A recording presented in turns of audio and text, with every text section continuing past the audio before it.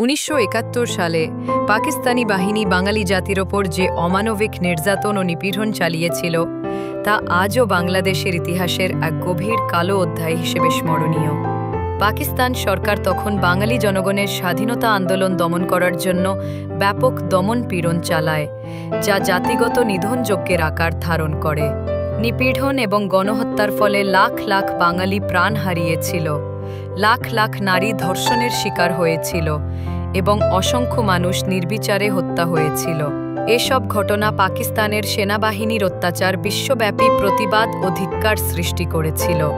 মুজিবুর রহমানের নেতৃত্বে বাংলাদেশের মুক্তিযুদ্ধের বিজয়, তার অবদান এবং পাকিস্তানের প্রতি প্রতিরোধের আদর্শ স্মরণীয় এই বিষয়টি আজও রাজনীতি এবং ইতিহাসে একটি স্পর্শকাতর বিষয় হয়ে দাঁড়িয়েছে।